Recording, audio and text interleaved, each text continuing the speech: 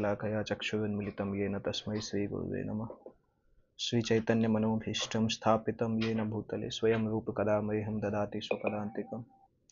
वन्देऽहं श्रीगुरो श्रीयुतपदकमलं श्रीगुरून् वैष्णवांश्च श्रीरूपं साग्रजातं सहगण रघुनाथान्वितं तं सजीवं साद्वैतं सावधूतं परिजनसहितं कृष्णचैतन्यदेवं श्रीराधाकृष्णपादान् सहगण ललिता श्रीविशाखान्वितंश्च नमो विष्णुपादाय कृष्णपृष्ठाय भूतले श्रीमते भक्तिवेदांत स्वामी निति नामिने। नमस्ते सारस्वती देवे गौरवाणी प्रचारिणे निर्विशेष शून्यवादी पाश्चात्य देशतारिणे। जय श्री कृष्ण चैतन्य प्रभु नित्यानंद श्री अद्वैत गदाधर श्रीवासदि गौर भक्तवृंद। हरे कृष्ण कृष्ण कृष्ण हरे हरे हरे राम राम राम हरे हरे।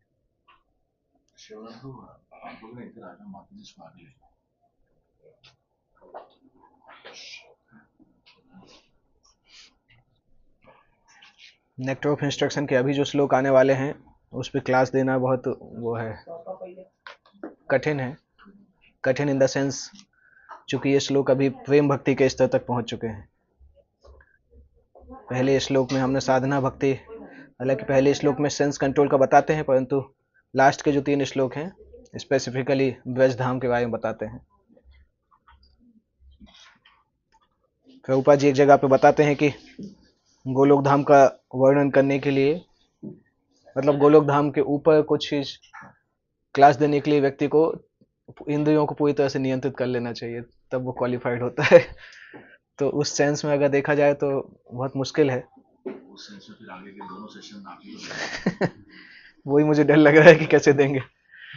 परम पूज्य राधा गोविंद महाराज एक बार बता रहे थे कि सामान्यतः जब हम क्लास देते हैं तो बोलते हैं हम शरीर नहीं है, आत्मा है, भगवान के दास हैं, तो बोले थे महाराज बताते हैं, परंतु वही क्लास बार बार सुनने से व्यक्ति उतना इंस्पिरेशन फील नहीं करता है, क्योंकि व्यक्ति को भक्ति में आगे बढ़ने की प्रेरणा तब मिलती है जब वो कृष्ण की लीलाओं को सुनता है बार बार, या भागवतम को सुनता है बार बार।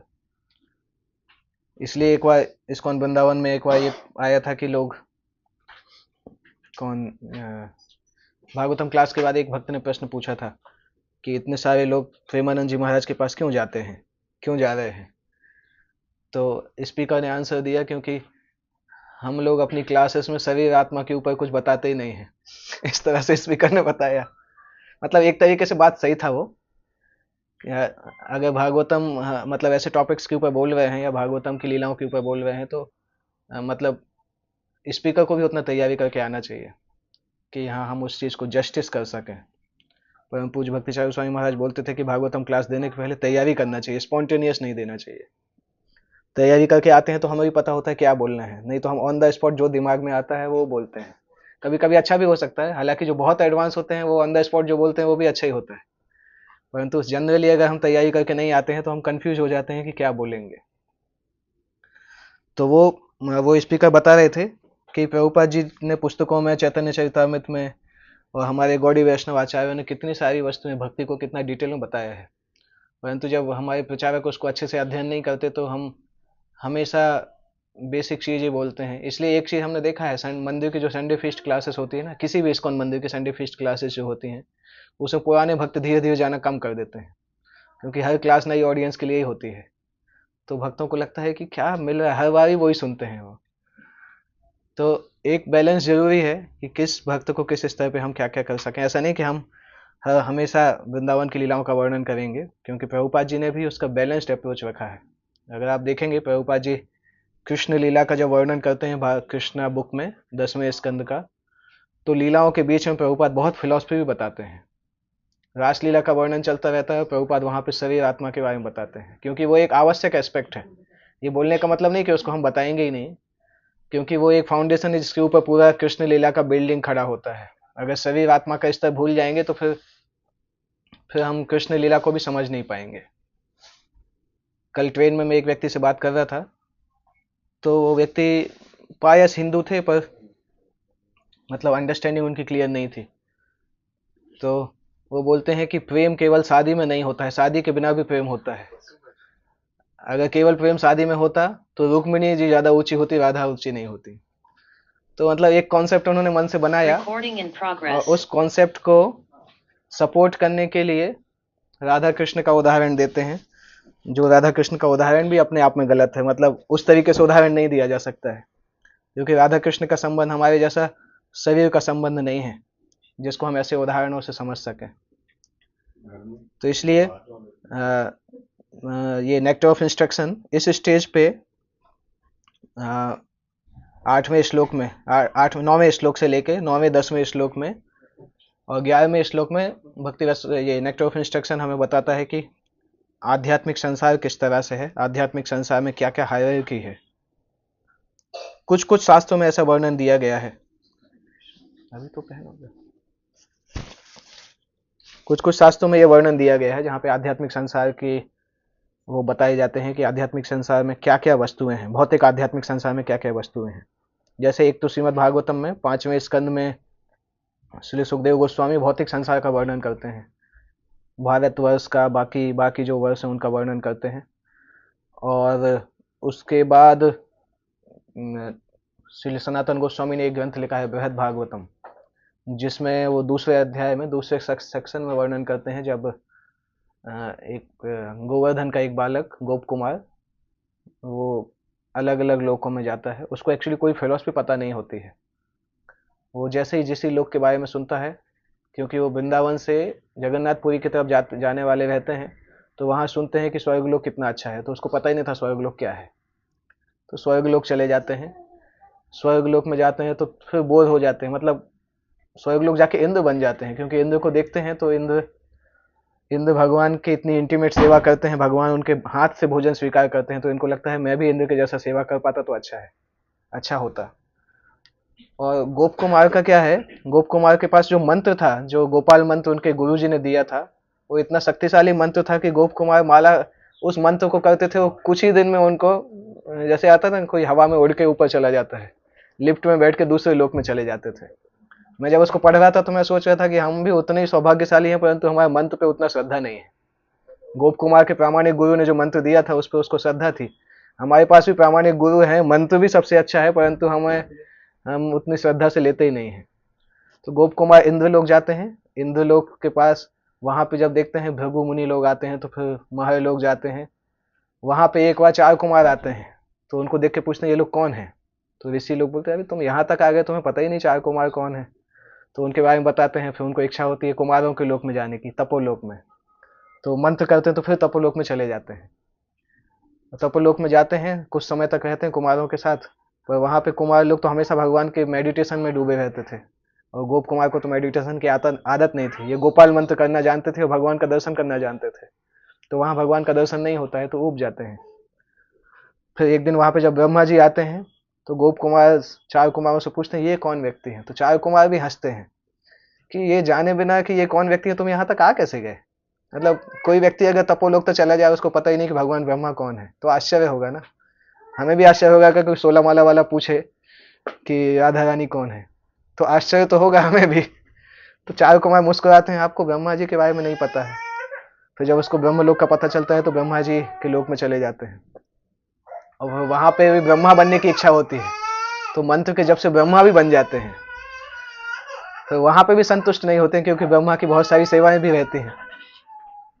तो वहां पे वृंदावन की याद आती है, फिर धीरे धीरे जाते हैं, फिर अपने शिवलोक में भी जाते हैं, उसके बाद ऊपर जाते हैं वैकुंठ में जाते हैं, वैकुंठ के बाद अयोध्या में भी जाते हैं, अयोध्या के बाद द्वारका में जाते हैं, वहां से मथुरा में भी जाते हैं, फाइनली गोलोक में पहुंचते हैं, वहां जाके संतुष्ट होते हैं।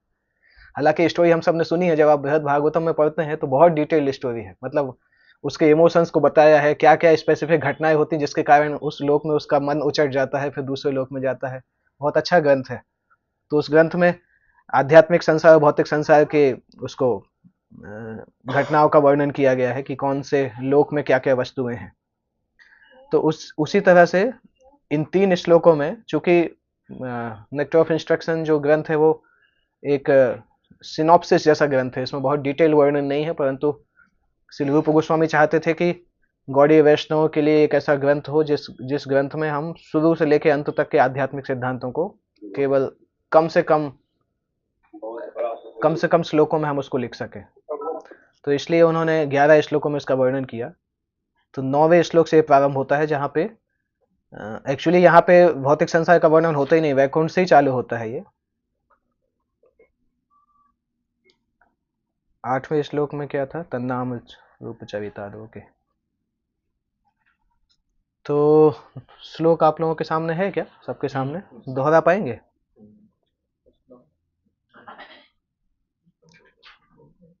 एक एक लाइन दोहराते हैं। वैकुंठा जनितो वरा मधुपुरी तत्रापि रासोत्सवात्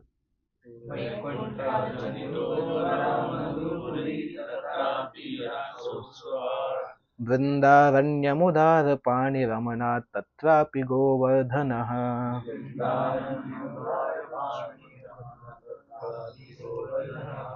राधाकुण्डमिहापि गोकुलपते प्रेमामृताप्लावनात्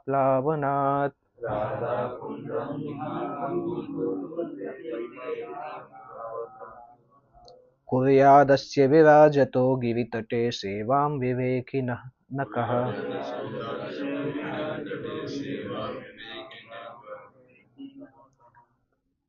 तो इसमें श्रील रूप गोस्वामी बता रहे हैं, वैकुंठात् जनितः वरा मधुपुरी, वैकुंठ लोकों से उच्च स्तर पर मधुपुरी आता है। आध्यात्मिक दृष्टि से मथुरा जो है वो वैकुंठ से श्रेष्ठ है। क्यों श्रेष्ठ है? जनितः, जनितः मतलब भगवान कृष्ण ने वहां पर जन्म लिया था, भगवान कृष्ण ने मथुरा में जन्म लिया, इसलिए मथुरा वैकुंठ से श्रेष्ठ है। तत्रापि रासोत्सवात,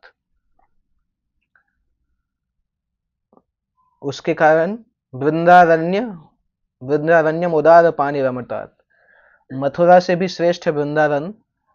क्यों वृंदावन श्रेष्ठ है? क्योंकि वृंदावन के वनों में भगवान ने रासोत्सव की लीला की है। तो मथुरा इसलिए श्रेष्ठ है क्योंकि भगवान का जन्म वहां पे हुआ था। वृंदावन मथुरा से इसलिए श्रेष्ठ है क्योंकि वृंदावन में रासोत्सव की लीलाएं हुई हैं। उसके बाद भगवान का एक नाम यहाँ पे दिया गया है, वृंदारण्य उदार पाणी। उदार पाणी शब्द आप देख रहे हैं, श्लोक में लिखा है, उदार पाणी भगवान का एक नाम है। भगवान कृष्ण के नामों में इसका एक नाम आता है। उदार का मतलब उदार जानते हैं हम, और पाणी मतलब हाथ, पानी ग्रहण होता है ना, पानी ग्रहण संस्कार, हाथ। तो भगवान को उदार पाणी इसलिए बोलते हैं कि भगवान खुले हाथ से भक्तों को देते हैं सब कुछ। भगवान के पास जाओगे तो भगवान खुले हाथ से देते हैं, जितनी हमें जरूरत है उससे ज्यादा भगवान प्रदान करते हैं, इसलिए उनको उदार पाणी बोला जाता है। तो वृंदावन से भी श्रेष्ठ फिर आता है रमनाथ तत्रापि गोवर्धन। गोवर्धन जो है वो वृंदावन से भी श्रेष्ठ है, क्योंकि गोवर्धन को भगवान ने अपने हाथों से उठाया था। और इसके बाद एक्चुअली गोवर्धन को भगवान ने अपने हाथों से उठाया, और गोवर्धन में भगवान की बहुत लीलाएं लगातार चलती हैं। गोवर्धन पर्वत जो है भगवान की दिव्य लीलाओं का एक संगम स्थान है, इसलिए वो वृंदावन से भी श्रेष्ठ माना जाता है। और इन सभी से श्रेष्ठ होता है राधा कुंड, क्योंकि यह गोकुल के स्वामी श्री कृष्ण के अमृतमय प्रेम से आप्लावित रहता है। तब भला ऐसा कौन बुद्धिमान व्यक्ति होगा जो गोवर्धन पर्वत की तलहटी पर स्थित इस दिव्य राधा कुंड की सेवा करना नहीं चाहेगा। राधा कुंड में यहाँ गोकुलपते प्रेमामृता प्लावनाथ। राधा कुंड जो है कृष्ण प्रेम से आप्लावित है। कृष्ण प्रेम मतलब श्री राधा कुंड में का जो जल है वो कृष्ण प्रेम का लिक्विड रूप है। श्रीमती राधा रानी का कृष्ण के प्रति जो प्रेम है उसका लिक्विड रूप जो है वो राधा कुंड माना जाता है। और कुरियादस्य विराजतो, कौन ऐसा व्यक्ति होगा, कौन ऐसा बुद्धिमान व्यक्ति होगा जो कि आध्यात्मिक जीवन में आगे बढ़ने के लिए वैकुंठ गोवर्धन की तलहटी में स्थित राधा कुंड का आश्रय नहीं लेगा। राधा कुंड जो अभी हम देखते हैं ब्रज में, जब हम जाते हैं तो राधा कुंड को हम देखते हैं, तो ये प्रश्न आता भी है कि ये उसी राधा कुंड की बात हो रही है या क्या है, क्योंकि वो राधा कुंड तो हम देखते भी हैं और हम आचमन भी करते हैं और कर भी रहे हैं बहुत साल से, पर कुछ ज्यादा असर तो हमें दिखाई नहीं दे रहा अपने अंदर। तो किसकी बात हो रही है? प्रभुपाद जी के शिष्य एक बार राधा कुंड का, जब प्रभुपाद जी ये शास्त्र लिख रहे थे उस समय, मतलब नेक्टर ऑफ इंस्ट्रक्शन पे कमेंट्री कर रहे थे, तो उनके शिष्य लोग जब राधा कुंड को देखे तो राधा कुंड में कूद के स्नान करने लगे, एक दूसरे के ऊपर पानी फेंकने लगे। तो प्रभुपाद जी फिर उनको डांटते हैं प्रभुपाद जी बोलते हैं ये कोई आपके न्यूयॉर्क का स्विमिंग पूल नहीं है जहाँ पे आप डांस करते हो, अंदर लड़ाई कर रहे हो, ये इस तरीके से आपको नहीं करना चाहिए। प्रभुपाद ने तुरंत उनको डांटा, तुरंत बाहर आ जाओ। राधा कुंड पूजा के योग्य है, आपके जल जल क्रीड़ा के योग्य नहीं है। जैसे कुबेर के पुत्र गंगा नदी में जल क्रीड़ा कर रहे थे तो उनको साप मिल गया था नारद मुनि से, उसी तरह से प्रभुपाद ने बोला अगर राधा कुंड के जल को ऐसा समझोगे कि उसको वाटर स्पोर्ट का स्थान है तो उसी प्रकार से पाप लगता, पाप तो नहीं मतलब अपराध लगता है, राधा रानी के प्रति अपराध लगता है। इनफैक्ट शास्त्र बताते हैं कि राधा कुंड के जल में स्नान करने का क्वालिफिकेशन ही तब अचीव होता है जब हम निष्ठा भक्ति में पहुंचते हैं। अनिष्ठित भक्त उस लायक नहीं होते कि उस जल को अप्रिशिएट कर पाए। जब तक कोई अनिष्ठित भक्ति की स्थिति में है तब तक उससे बोला जाता है कि आप केवल आचमन करिए, जल के अपने ऊपर डालिए। जब निश्चित भक्ति की स्थिति में पहुंचेंगे तब फिर इस तरह से अधिकार प्राप्त होगा। इस तरह से अंडरस्टैंडिंग जनरली प्रभुपाद ने दिया है। हम देखते हैं संस्था के कई हमारे वरिष्ठ भक्त कई बार राधा कुंड में स्नान करते हैं, परंतु वरिष्ठ भक्ति कर सकते हैं। सामान्यतः जो अनिश्चित भक्ति में है उनको कठिन होता है। भक्ति में निष्ठा आने के बाद राधा कुंड के स्नान का प्रभाव ज्यादा होता है क्योंकि प्रोग्रेस बहुत फास्ट होता है। अभी भी प्रोग्रेस हो रहा है, परंतु राधा कुंड की प्रोग्रेस का हमें पता तब चलता है जब हम भक्ति के नियमों का पालन करते हैं। अगर हम गंभीरता से राधा कुंड से प्रार्थना करके आए कि हम भक्ति करना चाहते हैं तो आप देखेंगे भक्ति के नियम पालन करने में आसानी होने लगती है। राधा कुंड के पास जाके प्रार्थना करने से भक्ति के नियमों को पालन करने में आसानी होने लगती है। तो अनिश्चित भजन के समय पे राधा कुंड की कृपा हमें इस तरह से मिलती है कि भक्ति के नियम पालन करना आसान होता है उसकी कृपा से। और जब निश्चित भक्ति में होते हैं तब उसमें स्नान करने का भी हमें मौका मिलता है। हालांकि गौड़ी संप्रदाय के कई आचार्य ऐसे हैं जो कि ये सोचते हैं कि राधा कुंड में हम अपना मतलब एक स्वभाव है भक्तों का कि राधा कुंड में हम अपने पैर कैसे रख सकते हैं, इसलिए वो शुद्ध भक्त होने के बाद भी राधा कुंड में स्नान नहीं करते, यही सोच के कि मेरे पैर राधा कुंड से कैसे स्पर्श हो सकते हैं, राधा कुंड को मेरे सिर के ऊपर होना चाहिए, तो हमेशा आचमन लेते हैं। तो इस तरह से गौड़ी संप्रदाय में राधा कुंड को प्रैक्टिकली भौतिक और आध्यात्मिक संसार का सबसे ऊंचा स्थान बोला जाता है। भक्ति सिद्धांत सरस्वती ठाकुर जी एक बार बोलते थे कि मेरे गुरुजी और मेरे पिताजी राधा कुंड में रहने योग्य हैं, मैं राधा कुंड में निवास करने योग्य नहीं हूँ। मैं कोलकाता से मैं बैठ के उनकी वाणी का प्रचार करूंगा, तब मुझे कृपा मिलेगी, तब मैं राधा कुंड के पास रहने जा सकूंगा। इसलिए इस्कॉन के भक्त जो कभी बहुत ज्यादा भावुक हो जाते हैं, राधा कुंड में जाके रहना चाहते हैं, उनको समझना चाहिए कि भक्ति सिद्धांत सरस्वती ठाकुर भी अपने आप को उस तरह से बोलते थे, तो हम किस खेत की मूली है। और हमें क्या है, राधा रानी की कृपा हमें भक्ति सिद्धांत सरस्वती ठाकुर श्रील प्रभुपाद के द्वारा ही मिलने वाली है। तो अल्टीमेटली राधा कुंड में जाके स्नान कर भी लिया और भक्ति सिद्धांत सरस्वती ठाकुर प्रभुपाद के निर्देशों के आधार पर भक्ति नहीं कर पाए तो राधा रानी वैसे भी कृपा नहीं करेंगे। भक्ति सिद्धांत सरस्वती ठाकुर के का एक नाम, दीक्षा का नाम क्या है उनका, किसी को पता है? भक्ति सिद्धांत सरस्वती ठाकुर की दीक्षा का नाम, संन्यास का नाम नहीं, दीक्षा के समय उनके गुरु ने जो नाम दिया था, नहीं पता? प्रभुपाद जी एक सॉन्ग में लिखते हैं ना, श्री सिद्धांत सरस्वती सची सुत प्रियवती, इसीलिए लिखते हैं क्योंकि उनके गुरु ने उनको नाम दिया था। श्री गौर कृष्णदास बाबा जी ने भक्ति सिद्धांत सरस्वती ठाकुर को नाम दिया था श्री वासभानवी देवी दयिता दास। श्री वासभानवी देवी दयिता दास, वासभानवी देवी मतलब राधा रानी। इसलिए प्रभुपाद लिखते हैं कि मेरे गुरुजी राधा रानी के बहुत क्लोज हैं क्योंकि उनका नाम ही वही दिया गया है। तो भक्ति सिद्धांत सरस्वती ठाकुर की कृपा के बिना वैसे भी राधा रानी की कृपा नहीं मिलेगी अगर उनके हिसाब से हम भक्ति नहीं करेंगे। तो राधा कुंड हमारे लिए जो साधना भक्ति में स्थित भक्त हैं उनके लिए राधा कुंड एक ऐसा स्थान है जिसको हम एस्पायर करते हैं कि राधा कुंड का आश्रय कब हमें प्राप्त होगा, क्योंकि राधा कुंड का आश्रय और राधा रानी का आश्रय समान है। प्रभुपाद जी तात्पर्य में लिख रहे हैं कि भौतिक संसार और आध्यात्मिक संसार 3/4 स्थान में है और भौतिक संसार 1/4 में है, 75 और 25%। इन जनरल प्रभुपाद जी इसको बार बार लिखते हैं। और सामान्यतः भौतिक जगत जो है वो टेम्परेरी होता है, आध्यात्मिक जगत परमानेंट होता है। आध्यात्मिक जगत स्टार्ट होता है, महाकालपुर जो है, महाकालपुर आध्यात्मिक जगत की बाउंड्री पे है जहाँ पे भगवान शिव निवास करते हैं, वो जस्ट आध्यात्मिक वैकुंठ की बाउंड्री पे है, वहां से वैकुंठ स्टार्ट होता है। और वैकुंठ में अनलिमिटेड लोक हैं, बहुत सारे बहुत सारे स्थान हैं जहाँ पे भगवान के अलग अलग अवतार होते हैं, क्योंकि भक्त अलग अलग तरीके से भगवान की सेवा करना चाहते हैं, अलग अलग भाव में, इसलिए भगवान के भी अनंत रूप हैं। नरसिंह देव का अलग लोक है, वराह देव का अलग लोक है, इसी तरह से भगवान के जितने अवतार उतने उनके लोक हैं वैकुंठ लोक, वैकुंठ में। तो वैकुंठ एक बहुत बड़ा स्थान है जहाँ पे ये सारे लोक पाए जाते हैं। वैकुंठ कोई एक लोक नहीं है, वो एक इतना बड़ा लोक है जिसके अंदर ये सारे अलग अलग भगवान विष्णु के जो अवतार हैं उनके लोक पाए जाते हैं, और ये सब सृष्टि की 3/4 भाग में फैला है। और इस वैकुंठ में ही मथुरा और गोलोक धाम है, परंतु उसको वैकुंठ से ऊपर क्यों माना जाता है? क्योंकि वैकुंठ से ऊपर फिजिकली वो वैकुंठ से 1 लाख योजन ऊपर है, 1 लाख या उससे भी ज्यादा कुछ। भागवतम 5वें स्कंद में आता है एग्जैक्टली कितना ऊपर है, वैकुंठ से कितना ऊपर मथुरा और गोलोक धाम है। तो मथुरा उसके पास के क्षेत्र वैकुंठ से श्रेष्ठ माने जाते हैं। यहाँ पे जब हम मथुरा की बात कर रहे हैं तो ये मथुरा दोनों ही मथुरा कहलाती है। वो मथुरा जो हम जाते हैं उत्तर प्रदेश में, वो मथुरा भी, और आध्यात्मिक संसार में जो मथुरा है वो भी इसी में आती है। ओके, अच्छा स्क्रीन शेयर कर सकते हैं ना इसमें, तो उनको दिखेगा क्या पढ़ रहे हैं।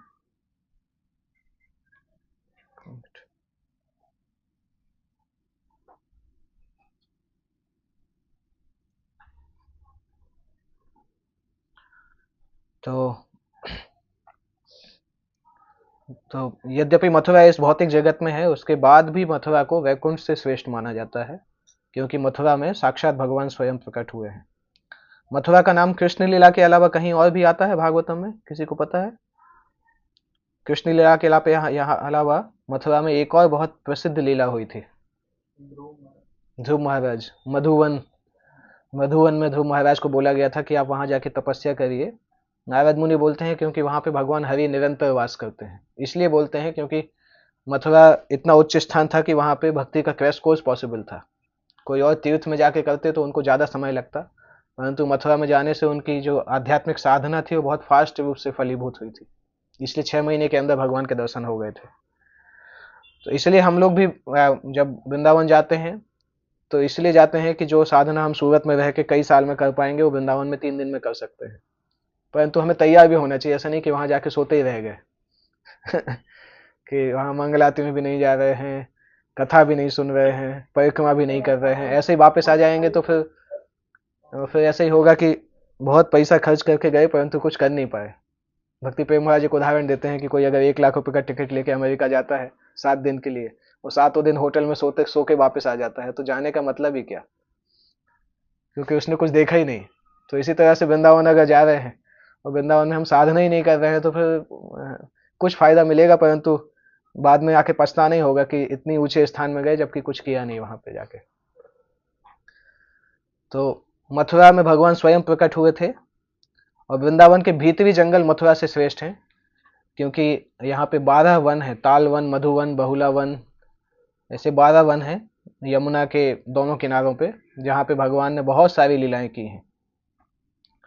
तो वृंदावन के आंतरिक स्थान जो है वो मथुरा से श्रेष्ठ माने जाते हैं, इसीलिए क्योंकि भगवान की लीलाएं वहां पे की गई हैं। हालांकि अगर हम आध्यात्मिक तरीके से देखें तो भगवान की जन्म उनकी लीलाओं में कोई अंतर नहीं है, परंतु यहाँ पे जो बात की जा रही है वो रस की बात की जा रही है। तो भगवान गीता में आध्यात्मिक हिसाब से बोलते हैं, क्या बोलते हैं? जन्म कर्म चमे दिव्यम, दोनों को दिव्य बोलते हैं। तो दोनों दिव्य हैं, परंतु यहाँ पे बोला जा रहा है कि वहां पे लीलाएं हुई इसलिए वो ज्यादा श्रेष्ठ है, मथुरा में जन्म हुआ इसलिए वो कम श्रेष्ठ है। तो इसका मतलब नहीं है कि ये फिलोसॉफिकली बोला जा रहा है, ये रस के आधार पर बोला जा रहा है, वो समझना होगा। हम फिलोसॉफिकली उसकी तुलना नहीं कर सकते हैं। जैसे कभी कभी हम बोलते हैं कि फिलोसॉफी के आधार पर कृष्ण सबसे बड़े भगवान है, परंतु रस के आधार पर राधा रानी कृष्ण से भी बड़ी है, क्योंकि लीलाओं में हमने देखा है कि कृष्ण राधा रानी के पैर भी छूते हैं। तो एक रस एक अलग बात है और फिलोसफी एक अलग बात है। दोनों को जब मिक्स करते हैं तो हम कंफ्यूज होते हैं। कई लोग मिक्स करते हैं फिलोसफी और रस को, इसलिए वो कंफ्यूज होते हैं। और इसलिए समझना चाहिए कि तत्व एक अलग वस्तु होती है, जो कि तत्व वास्तविकता बोलता है, और जब रस होता है वो लीला के हिसाब से किया जाता है। जैसे कुछ लोग बोलते हैं भगवान भगवान ने सुदामा के पैर छुए थे, तो सुदामा भगवान से बड़े हैं, परंतु भगवान तो अपने भक्तों को सेवा करने में इंटरेस्टेड होते ही हैं। सुदामा एक ब्राह्मण है, इसलिए भगवान ब्राह्मणों का सम्मान करते हैं, इसलिए उन्होंने पैर छुए थे। उसका ये मतलब नहीं था कि सुदामा बड़े हैं और भगवान छोटे हैं। तत्व के आधार पर तब भी भगवान कृष्ण बड़े होंगे। जब हम बोल रहे हैं कि राधा रानी वृंदावन की रानी है, वो सबसे ऊंची है, तब भी हम ये नहीं बोल रहे हैं कि राधा रानी कृष्ण से तत्व में ऊंची है। हम केवल ये बोल रहे हैं प्रेम के कारण, उस लीला के कारण उनको ऊंचा स्थान दिया गया है। तो ये सारे वन बहुत मथुरा से श्रेष्ठ माने जाते हैं, परंतु इन वनों में भी सबसे श्रेष्ठ गोवर्धन माना जाता है, क्योंकि गोवर्धन में दो प्रकार की, एक तो प्रसिद्ध लीला हुई थी जब भगवान ने गोवर्धन को उठाया था 7 दिनों तक।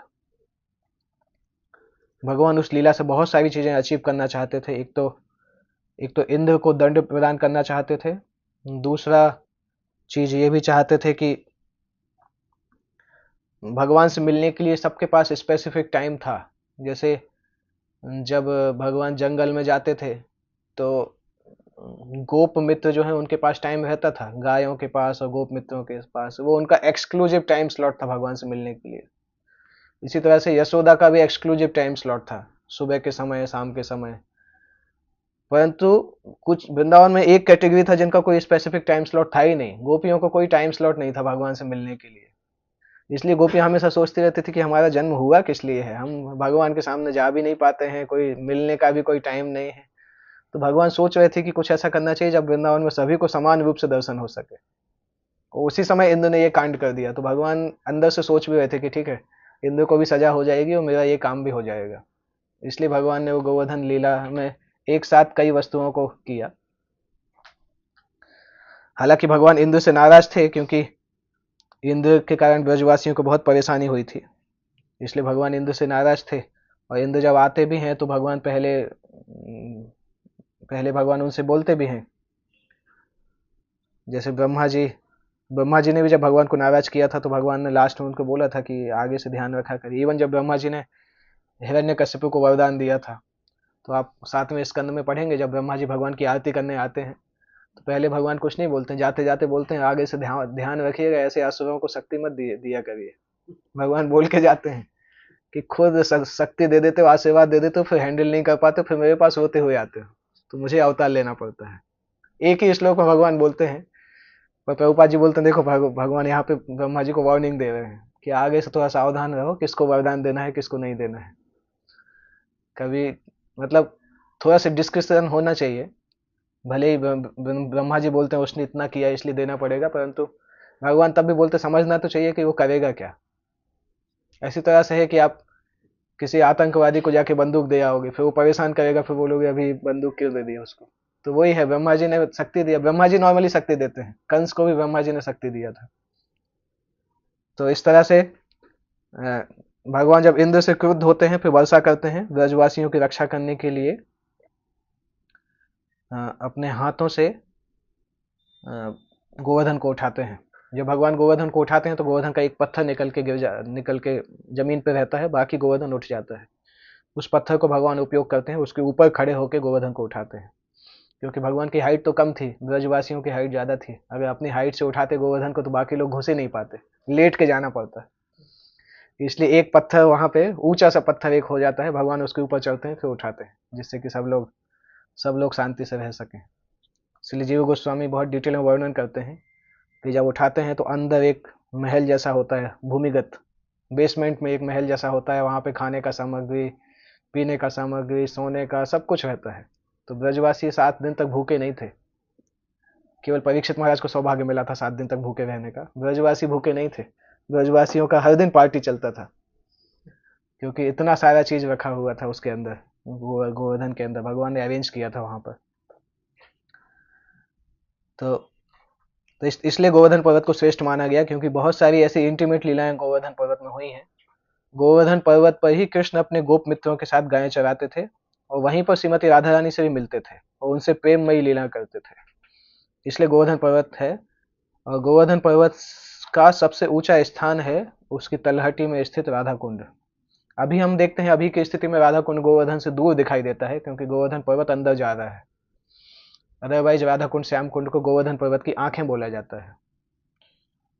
अभी क्योंकि गोवर्धन सिटी बीच में आ जाती है, क्योंकि उस स्थान पे गोवर्धन ऑलरेडी जमीन के अंदर चला गया है, तो इसलिए ऐसा लगता है कि गोवर्धन एक अलग हिस्सा है, राधा कुंड एक अलग हिस्सा है। दो अलग अलग परिक्रमा भी हो गई हैं। पहले जब गोवर्धन जमीन के बाहर था तो ये दो परिक्रमाएं नहीं होती थी। या तो आपको करना है तो गोवर्धन क्रॉस करके करना पड़ता था राधा कुंड परिक्रमा, क्योंकि पहाड़ बीच में आ जाता था। जब वो पहाड़ अंदर गया तब सिटी वहां पे डेवलप हुई, तो वो सेपरेट परिक्रमा जैसा बन गया। पहले वो एक ही परिक्रमा होता था, क्योंकि गोवर्धन ऊंचा था। 5,000 साल पहले तो गोवर्धन बहुत ऊंचा था जब भगवान ने उठाया था। उस समय ऐसा बताते हैं कि गोवर्धन पर्वत की परछाई मथुरा तक आती थी, इतना ऊंचा था। और जब था उस समय, जब पहली बार सतयुग में जब गोवर्धन आया था, उस समय तो उसकी ऊंचाई दुनिया का सबसे ऊंचा पर्वत था, मतलब क्रिएशन का सबसे ऊंचा पर्वत माना जाता था। गोवर्धन की तलहटी में राधा कुंड जो है वो सबसे श्रेष्ठ है क्योंकि राधा कुंड वो स्थान है जहां पे कृष्ण का प्रेम होता है, कृष्ण का प्रेम उफनता रहता है। राधा कुंड में कभी आप लोग जाएंगे तो देखिएगा, राधा कुंड के किनारे पे बैठ के अगर आप माला करने का प्रयास करेंगे, कभी कभी ऐसा रिट्रीट कर सकते हैं कि राधा कुंड के किनारे एकादशी के दिन 64 माला करने का प्लान कर सकते हैं सब लोग बैठ के। कहाँ बैठेंगे वो एक क्वेश्चन है, पर बहुत सारी जगह होती है राधा कुंड के वहां पर। मैंने एक बार किया था, जब मैं अकेला वृंदावन गया था तो एकादशी के दिन ही गया था, और सुबह 8 बजे के लगभग पहुंच गया था राधा कुंड। शाम को 4 बजे तक वहां पे था, पूरा 64 माला किया था। अलग एक इफेक्ट होता है राधा कुंड के बगल में बैठ के माला करने का, एक प्रभाव अलग दिखता है। कभी प्रयास कर सकते हैं। यात्राओं में करना मुश्किल है, परंतु उसी ऑब्जेक्टिव से जाएंगे तो कर सकते हैं कि ये करना है, तब कर सकते हैं। तो यह स्थान उच्च कोटि के भक्त राधा कुंड में निवास करना अधिक पसंद करते हैं, क्योंकि यह स्थान कृष्ण तथा राधा रानी के पारस्परिक सनातन प्रेम व्यापार की अनेक स्मृतियों का स्थल है। उच्च कोटि के भक्त मतलब जो भक्त भजनानंदी भक्त हैं वो राधा कुंड में निवास करना पसंद करते हैं, परंतु एक और कोटि के भक्त होते हैं गोष्ठ्यानंदी, जो उच्च कोटि के होते हैं, जो राधा कुंड की महिमा को दुनिया भर में बताना चाहते हैं। तो श्री भक्ति सिद्धांत सरस्वती ठाकुर बताते थे कि मेरे गुरु श्री गौर किशोरदास बाबा जी और भक्ति विनोद ठाकुर जो हैं वो राधा कुंड में निवास करने योग्य हैं। मैं उनके उनके आदेश के आधार पर मैं कोलकाता में रह के राधा कुंड की महिमा का दुनिया भर में प्रचार करना चाहता हूँ, और वही मेरा जीवन है। इसलिए भक्ति सिद्धांत सरस्वती ठाकुर ने बाद में बाबा जी जैसा बाबा जी जैसा ड्रेस नहीं लिया, हमेशा संन्यास आश्रम में थे। जबकि भक्ति सिद्धांत सरस्वती ठाकुर श्रीमती राधा रानी के पार्षद हैं, परंतु वो सोचते थे कि मैं इतना क्वालिफाइड नहीं हूं कि मैं बाबा जी ड्रेस ले सकूं, क्योंकि मेरे गुरु जी बाबा जी ड्रेस में है। गौर किशोरदास बाबा जी जो थे वो बाबा जी थे। तो उन्होंने सोचा कि जब मैं अपने गुरु को देखता हूं तो मुझे लगता है बाबा जी कैसा होना चाहिए, और उस स्तर उससे जब मैं अपने आप को कंपेयर करता हूं तो मुझे लगता है मैं उतना उतना नहीं हूं, इसलिए मुझे बाबा जी संन्यास नहीं लेना चाहिए। इसलिए भक्ति सिद्धांत सरस्वती ठाकुर ने बाबा जी संन्यास नहीं लिया। इसलिए प्रभुपाद ने नहीं लिया क्योंकि उनके गुरु जी ने नहीं लिया। भक्ति सिद्धांत, क्योंकि बाबा जी स्तर जो है वर्णाश्रम से ऊपर का स्तर माना जाता है, और त्रिदंडी संन्यास जो है वो वर्णाश्रम का सबसे ऊंचा स्तर माना जाता है।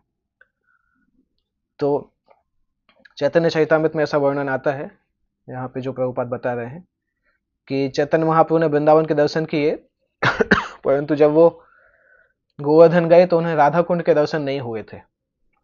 उनको ये पता था कि जहाँ पे भगवान ने अरिष्टासुर को मारा है उसके पास में ही राधा कुंड श्याम कुंड होना चाहिए, परंतु जब वो वहां पे अवित गांव में गए तो उन्होंने पूछा तो उनको पता नहीं चला कि राधा कुंड श्याम कुंड है कहाँ। लोकल ब्रजवासियों को भी नहीं पता था कि राधा कुंड श्याम कुंड कहाँ पे है। उससे उनको अंदाजा लगा कि शायद राधा कुंड जो है वो अभी अनमेनिफेस्ट हो गया है, अव्यक्त हो गया है, लोगों लोगों को पता नहीं है। पर वो परिक्रमा करते करते एक स्थान पे गए जहां पे उन्होंने दो छोटे छोटे तालाब देखे। तालाब मतलब धान के खेतों में दो गड्ढे जैसे थे जहां पे पानी भरा हुआ था, दो गड्ढे अगल बगल में थे। वो स्थान उन्होंने देखे, और उस स्थान को देख के वो समझ गए कि ये राधा कुंड श्याम कुंड है। फिर उन्होंने उस तालाब में स्नान किया और फिर अपने भक्तों को बताया कि ये राधा कुंड है। अभी जो राधा कुंड दिखाई देता है वो इतना बड़ा नहीं था जब चैतन्य महाप्रभु गए थे। छोटा सा गड्ढा था जिसको ओरिजिनल श्रीमती राधा रानी ने खोदा था, कंगन कुंड बोलते हैं जो। तो वो चैतन्य महाप्रभु ने उस समय वहां पे धान की खेती होती थी, तो उस गड्ढे को उन्होंने खोजा, फिर उन्होंने भक्तों को बताया कि ये राधा कुंड है। फिर उसके बाद उनके एक शिष्य थे श्री रघुनाथ दास गोस्वामी, उन्होंने ये जिम्मेदारी ली कि राधा कुंड का जीर्णोद्धार करेंगे। तो उन्होंने राधा कुंड को फिर बाउंड्री बनवाया, उसको और खुदाई कराया, ये सब रघुनाथ दास गोस्वामी जी ने कराया था। और एक व्यापारी थे, एक्चुअली वो व्यापारी बद्रीनाथ गए थे, भगवान बद्रीनाथ के भक्त थे। तो बद्रीनाथ जाके उन्होंने भगवान से प्रार्थना की थी कि भगवान मैं आपकी कुछ सेवा करना चाहता हूँ। तो भगवान बद्रीनाथ ने उनको बोला था कि एक्चुअली मुझे तो यहाँ पे तो कोई सेवा की जरूरत नहीं है, आप ऐसा करो, गोवर्धन जाओ, वहां पे मेरा एक भक्त है रघुनाथ दास, उसको कुछ सेवा की जरूरत है, वो जो बोले वो कर देना। तो वो व्यापारी आके रघुनाथ दास गोस्वामी से बोलते हैं कि भगवान बद्रीनाथ ने आपका एड्रेस दिया है, तो आपकी क्या सेवा करनी है। तब फिर रघुनाथ दास गोस्वामी समझ जाते हैं कि भगवान राधा कुंड का वो जीर्णोद्धार चाहते हैं। तो उस व्यापारी के पैसे से राधा कुंड का जीर्णोद्धार होता है, राधा कुंड श्याम कुंड का जीर्णोद्धार होता है। और राधा कुंड राउंड जैसा है, मतलब रेक्टेंगल बोलते हैं, square square, Radha Kund square जैसा है। पर श्याम कुंड स्क्वायर जैसा नहीं है, क्योंकि वहां पे पांच पांडव वृक्ष के रूप में स्थित थे। तो जब उनको काटने का समय आया था, तो युधिष्ठिर रघुनाथ दास गोस्वामी के सपने में आके बोले थे कि हम लोग यहाँ पे श्याम कुंड के पास में निवास करना चाहते हैं। तो उन पेड़ों को बचाने के लिए श्याम कुंड का जो आकार है वो चेंज किया गया, इसलिए श्याम कुंड का आकार पूरा स्क्वायर जैसा नहीं है, राधा कुंड स्क्वायर के जैसा है। तो चैतन्य महाप्रभु के शिष्यों ने राधा कुंड को फिर जीर्णोद्धार किया। इस समय वहां पर राधा कुंड नाम से एक विशाल सरोवर है। कभी कभी जब राधा कुंड के जल को खाली किया जाता है सफाई करने के लिए, तब आप उस कंगन कुंड को देख सकते हैं। कभी अगर सौभाग्य होगा कि आप वृंदावन में उसी समय सफाई चल रही है, या इंटरनेट पर पता चल जाए कि किस दिन सफाई होने वाली है, आप पहुंच जाएं, तब फिर दर्शन हो सकता है। अदरवाइज कंगन कुंड का दर्शन नहीं होता है, क्योंकि वो सेंट्रल में है, वो कभी ऐसा दर्शन नहीं होता है। तो श्रील रूप गोस्वामी ने इस राधा कुंड को विशेष महत्व दिया है। क्यों महत्व दिया है? क्योंकि चैतन्य महाप्रभु वृंदावन गोवर्धन में आने के बाद भी इसको स्पेशली खोजना चाहते थे।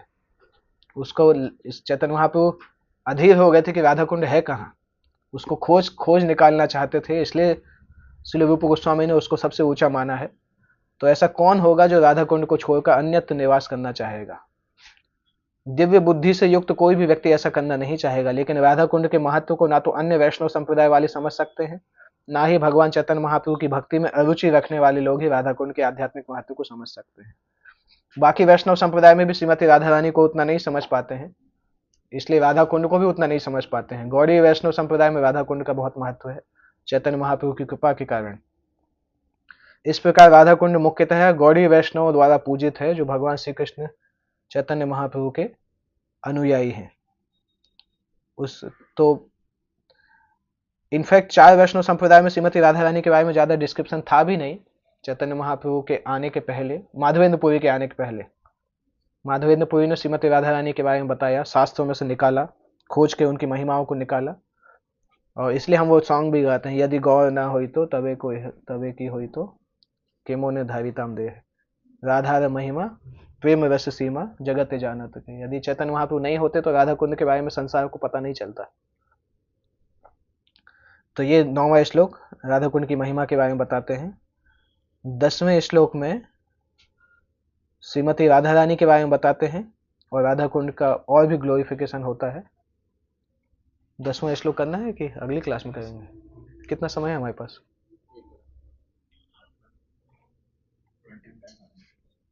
20 मिनट्स में नहीं हो पाएगा, पर जहां तक हो पाएगा वहां कर सकते हैं, उसके बाद अगली क्लास में कंटिन्यू कर लेंगे। 10वां श्लोक। कर्मिभ्यः परितो हरे प्रियतया व्यक्तिं ययोर्ज्ञानिनः।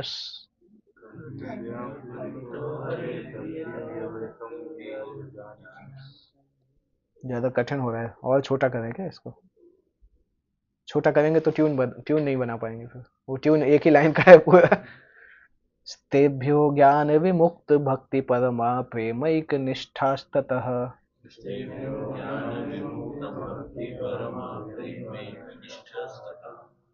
तेभ्यस्ता पशुपाल पंकज दृशास्ताभ्योऽपि साराधिका।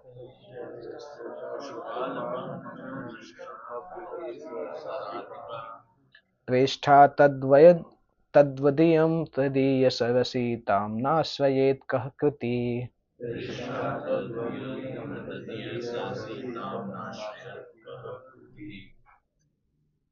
शास्त्रों का कथन है कि सभी प्रकार के सकाम कर्मियों में परमेश्वर हरि उस पर विशेष कृपा करते हैं जो जीवन के उच्चतर मूल्यों संबंधी ज्ञान में उन्नत होता है। ऐसे ज्ञान में उन्नत अनेक लोग ज्ञानियों में से जो अपने ज्ञान के बल पर व्यवहारिक रूप से मुक्त हो जाता है वह भक्ति ग्रहण कर सकता है। ऐसा व्यक्ति अन्यों से श्रेष्ठ है। किंतु जिसने कृष्ण का शुद्ध प्रेम वास्तव में प्राप्त कर लिया है वह उससे भी श्रेष्ठ है। गोपियां समस्त उच्चतर भक्तों से उत्कृष्ट हैं क्योंकि वे दिव्य गोपाल कृष्ण पर सदैव आश्रित रहती हैं।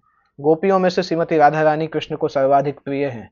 उनका कुंड कृष्ण को उसी प्रकार अत्यधिक प्रिय है जिस तरह गोपियों में सर्वाधिक प्रिय यह राधा रानी।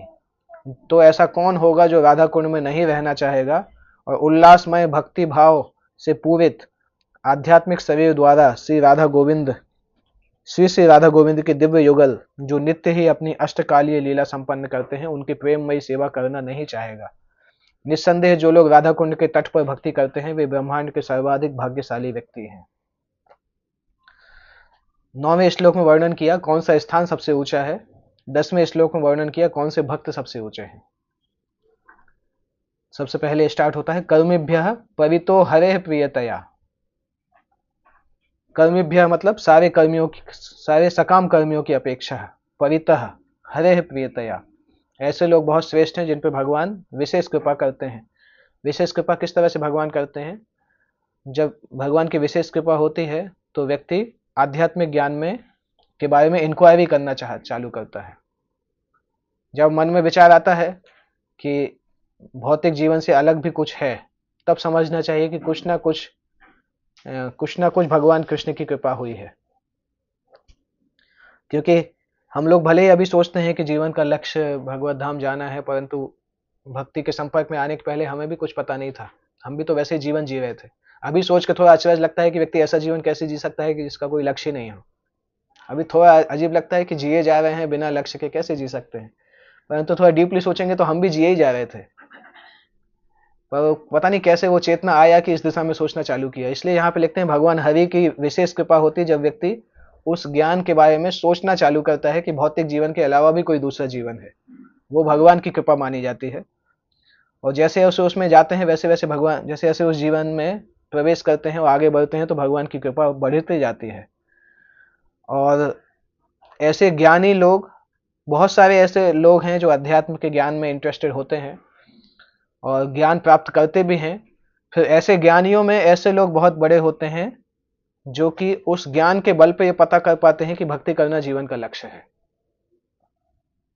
अभी हम भक्ति कर रहे हैं इसलिए भक्ति हमें आसान लगता है, परंतु इन जनरल आप देखेंगे तो कृष्ण भक्ति के बारे में पता कर पाना ये बहुत मुश्किल है। वो तो प्रभुपाद के प्रचार के कारण इतना ज्यादा लोगों को कृष्ण भक्ति के बारे में पता है। पर चैतन्य चरितामृत में अगर आप देखो तो चैतन्य चरितामृत में सेक्शन मुझे याद नहीं है कहाँ पे है, सनातन गोस्वामी को बताते हैं, आपको याद है? सनातन गोस्वामी को बताते हैं कि कितने सारे लोगों में इतने कृष्ण भक्त होते हैं, इतने होते हैं। वो वर्णन आता है ना, कोटि कोटि कर्म मध्य। हाँ, पर कौन सा अध्याय है वो ध्यान नहीं है, नहीं तो हम अभी देख सकते थे। उसको देखेंगे तो टाइम लग जाएगा। पर वहां पे चैतन्य वहां पे बताते हैं कि कृष्ण भक्त मिलना कितना मुश्किल है। कोटि मुनियों, करोड़ों मुनि के बीच में एक ज्ञानी होते हैं, कोटि ज्ञानियों के बीच में एक कृष्ण भक्त होते हैं। उसमें बताते हैं कि संसार में ज्यादातर लोग तो अध्यात्म के बारे में सोचते नहीं हैं, और कुछ लोग सोचते हैं जो केवल अध्यात्म के बारे में बोलते हैं, वो जीवन नहीं जीते हैं।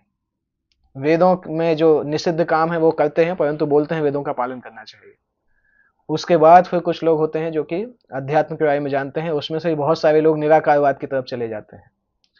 कुछ लोग होते हैं जो निराकारवाद से बाहर आके भगवान के रूप के बारे में जानने की इच्छा करते हैं। फिर ऐसे लोगों में से लोग भक्ति स्वीकार करते हैं, तो उनका वर्णन यहाँ पे हो रहा है। अनेक ज्ञानियों में से जो व्यक्ति भक्ति ग्रहण करता है वो और भी श्रेष्ठ है, और भक्ति ग्रहण करने वालों में से वो व्यक्ति श्रेष्ठ है जिसने कृष्ण का शुद्ध प्रेम प्राप्त कर लिया है। जब कृष्ण का प्रेम उसको प्राप्त हो जाता है तो वो और भी श्रेष्ठ हो जाता है। ऐसे बहुत सारे कृष्ण प्रेम को प्राप्त करने वालों में से गोपियां सबसे श्रेष्ठ होती हैं, क्योंकि वो कृष्ण का शुद्ध प्रेम गोपाल कृष्ण जो वृंदावन के कृष्ण हैं उन पे सदैव आश्रित रहती हैं, उनके प्रति शुद्ध प्रेम डेवलप करती हैं। और ऐसी बहुत सारी गोपियां जो कि सबसे ऊंची भक्त हैं, उनमें से श्रीमती राधा रानी सबसे ऊंची भक्त मानी जाती है। और इसमें ही श्लोक आएगा शायद।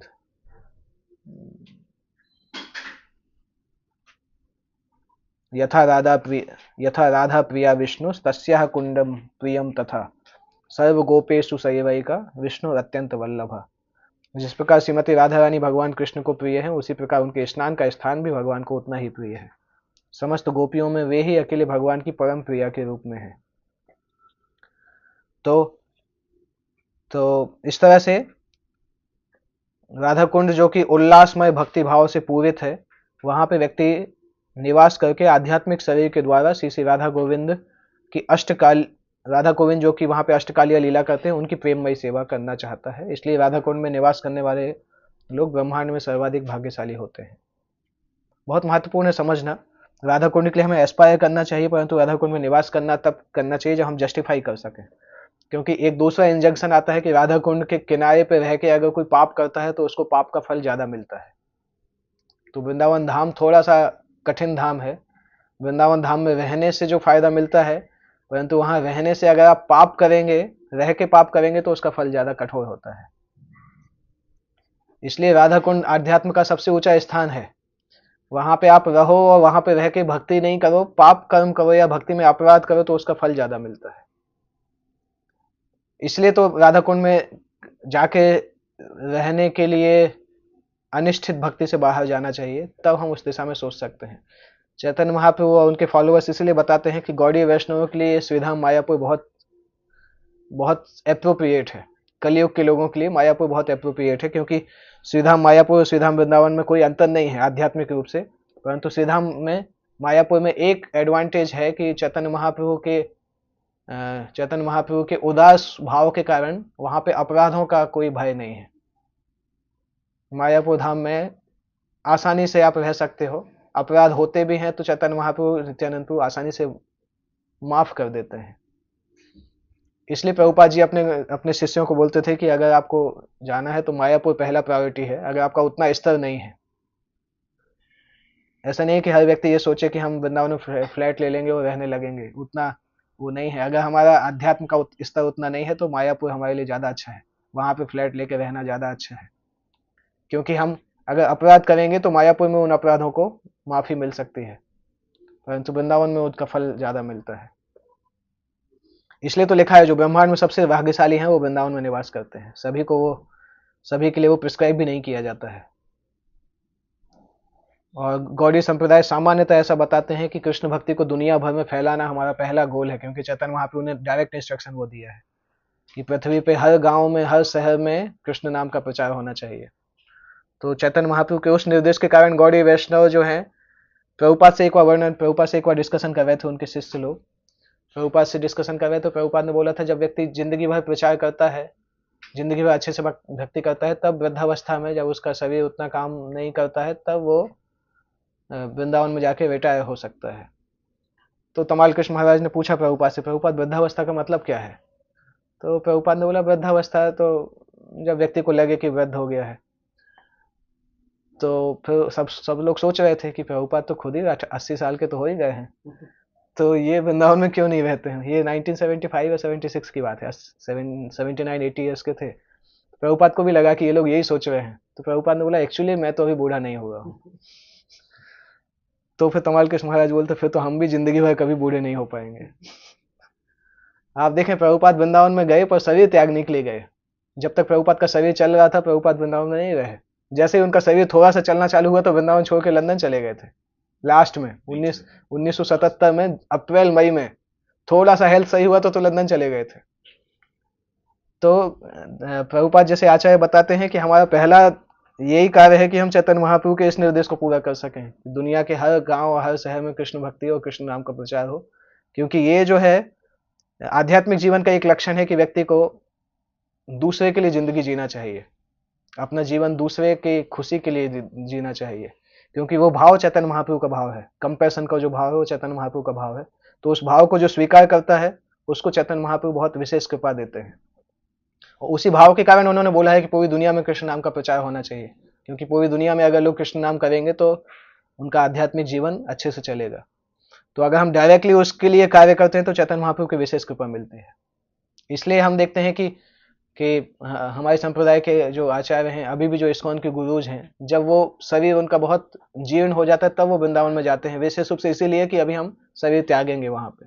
अदरवाइज वो जिंदगी भर प्रचार करते रहते हैं। वैसे ऊंचे भक्त के लिए फिर हर जगह वृंदावन का दर्शन भी होता है।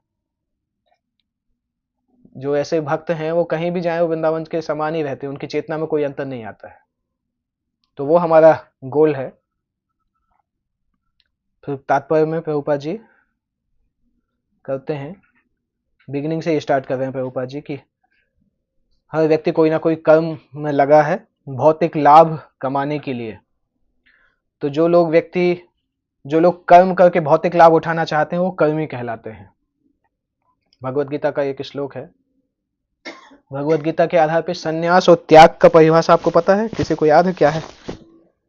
भगवत गीता में भगवान का डिस्कशन होता है अर्जुन से, संन्यास और त्याग क्या कहलाता है। जनरली आप क्या सोचते हैं संन्यास का मतलब? हरि क्षेत्र में संन्यास का मतलब क्या होता है? संन्यास दंडा लेना। विरक्ति किससे हो जाती है? परिवार से विरक्ति हो जाती है। और भगवान में अपना पूरा जीवन समर्पित कर। गीता में क्या डेफिनेशन दिया है, कुछ है अंदाजा? भगवत गीता में, भगवत गीता तो आप सब पढ़ चुके हैं ना, 1-2 बार 3 बार तो पढ़ा ही होगा। यस, ओके, हाँ, वो गीता एक डेफिनेशन दिया गया है। 18वें अध्याय में स्पेसिफिकली भगवान इस टॉपिक को बताते हैं। गीता है क्या? गोस्वामी बोलते हैं। हाँ, 18वें अध्याय में भगवान एक श्लोक में दोनों का मीनिंग बताते हैं। काम्यानाम कर्मणाम न्यासम संन्यास कवयो विदु सर्व कर्म फल त्यागम प्राहुस्त्यागम विचक्षण। 18.2 अर्जुन एक्चुअली पूछते ही है ना उसमें, संन्यास और त्याग का क्या मतलब है। तो भगवान देखिए, एक जगह पे हम प्रभुपाद जी लिखते हैं, essential truth spoken concisely is called eloquence. क्या मीनिंग है हिंदी में पता नहीं, हिंदी में नहीं बोल पाऊंगा मैं। Essential truth spoken concisely is called eloquence. Eloquence को हिंदी में क्या बोलते हैं? बोलने की कला। मतलब कोई सत्य को कम से कम शब्दों में समझा दे, वो बेस्ट स्पीकर होता है। भगवान देखिए, संन्यास और त्याग इतना बड़ा कॉन्सेप्ट है कि दुनिया ही कंफ्यूज होता है कि संन्यास त्याग क्या कहलाता है। और भगवान श्लोक की आधी लाइन में संन्यास को बता देते हैं, आधी लाइन में त्याग को बता देते हैं। केवल एक ही श्लोक है परंतु इतना कंसाइज श्लोक है। संन्यास के डेफिनेशन में क्या लिख रहे हैं? काम्यानाम कर्मणाम न्यासम संन्यासम कवयो विदु। जो बुद्धिमान लोग होते हैं वो संन्यास को किस तरह से जानते हैं? काम्यानाम कर्मणाम न्यासम, मतलब काम्य कर्म को त्याग देना। काम्य कर्म मतलब भौतिक इच्छा पे आधारित जो कर्म है उनको त्याग देना संन्यास कहलाता है। इसमें संन्यास आश्रम का वर्णन ही नहीं किया। संन्यास का मतलब, क्योंकि संन्यास का मेन मतलब यही है, काम्यानाम कर्मणाम न्यासम, कि काम्य कर्म भौतिक इच्छा पे आधारित कर्मों को त्याग करना संन्यास कहलाता है। तो अभी फिर त्याग क्या कहलाता है? सर्व कर्म फल त्यागम प्राहुस्त्यागम विचक्षणम। सारे कर्मों के फल को त्याग देना त्याग कहलाता है। समझ में आया अंतर? भौतिक इच्छा पे आधारित कर्मों को छोड़ देना संन्यास कहलाता है और सारे कर्म के फलों को त्याग कर देना त्याग कहलाता है। कोई क्लैरिफिकेशन की जरूरत है? बहुत आसान भगवान ने बोला है। भौतिक इच्छा पे आधारित हम कोई कर्म करते हैं जिसमें भगवान का कोई उतना रोल नहीं है, हमारी इच्छा है इसलिए हम करते हैं। ऐसे सारे कर्मों को जब हम त्याग कर देते हैं दैट मीन्स हमने संन्यास स्वीकार कर लिया है। फिर चाहे वो संन्यास की ड्रेस स्वीकार करे चाहे नहीं करे, परंतु वो संन्यास की स्थिति है कि भौतिक इच्छा पे आधारित कर्मों को पूरी तरह से त्याग कर देना संन्यास कहलाता है। और त्याग बोला जाता है जब हम सारे कर्म के फलों को स्वीकार नहीं करते हैं, फल भगवान को अर्पित कर देते हैं, वो त्याग कहलाता है। तो एसेंशियली हमें सन्यासी भी बनना है, त्यागी भी बनना है, इसी डेफिनेशन के आधार पे। भले ही इस्कॉन संस्था हमें सन्यास दे चाहे नहीं दे, परंतु हमें भगवत गीता के आधार पर सन्यास तो लेना ही है। और वो सन्यास सभी के लिए वैलिड है, इस प्रकार का सन्यास, क्योंकि एक कॉन्शियसनेस का सन्यास है। इस तरीके से सन्यास नहीं लेने के बिना हम भगवत धाम नहीं जाएंगे। ये सभी को लेना होगा कि भौतिक इच्छा पे आधारित कर्मों को छोड़ना और सारे कर्म के फलों को त्याग करना, भगवान को समर्पित करना, जब ये करेंगे तब हम सन्यासी और त्यागी बन पाएंगे। तो सामान्यतः क्योंकि लोग कर्म करते हैं भौतिक लाभ के लिए, जो भी कर्म करते हैं उससे भौतिक लाभ उठाना चाहते हैं। ये श्लोक याद कर लीजिएगा, 18वें अध्याय का दूसरा श्लोक। बहुत भगवत गीता में ऐसे बहुत सारे वो हैं, पॉकेट डायनामाइट जैसे श्लोक हैं ये। कितने सारे लोग, आप किसी जगह पे जाओ, आप देखोगे लोग बहस करते रहेंगे, सन्यास क्या कहलाता है, त्याग क्या कहलाता है। आप एक ही श्लोक बोलोगे, उसको समझा दोगे, वो पूरा क्लियर हो जाता है, क्रिस्टल क्लियर जैसा है। इसलिए भगवत गीता में 700 श्लोक हैं, परंतु वो अनलिमिटेड जैसे ही है, कितना भी एक्सपेंड कर सकते हो उन्हीं 700 श्लोकों को। तो जो लोग संसार में कर्म करते हैं भौतिक लाभ उठाने के लिए, वो कर्मी कहलाते हैं। और ऐसे लोग माया शक्ति से वशीभूत होते हैं। विष्णु शक्ति परा प्रोक्त क्षेत्रज्ञाख्या तथा परा अविद्या कर्म संज्ञान्य तृतीय शक्ति दृश्यते। भगवान ने यहाँ पे 3 शक्तियों का वर्णन कर रहे हैं, आध्यात्मिक शक्ति, तटस्थ शक्ति, भौतिक शक्ति। भौतिक शक्ति के कंट्रोल में जो लोग होते हैं वो कर्मी कहलाते हैं, और उनका मुख्य जीवन का ध्येय होता है इंद्रिय तृप्ति प्राप्त करना। इंद्रिय तृप्ति के लिए वो कुकर सूकर की तरह कठोर श्रम में लगे रहते हैं। और इनसे थोड़े से ऊपर रहते हैं जो लोग इंद्रिय तृप्ति तो करना चाहते हैं, परंतु इंद्रिय तृप्ति करने के लिए वो वेदों में वर्णित पुण्य कर्म करते हैं, उसके बाद इंद्रिय तृप्ति करना चाहते हैं। तो ये लोग नास्तिक लोगों से अच्छे हैं।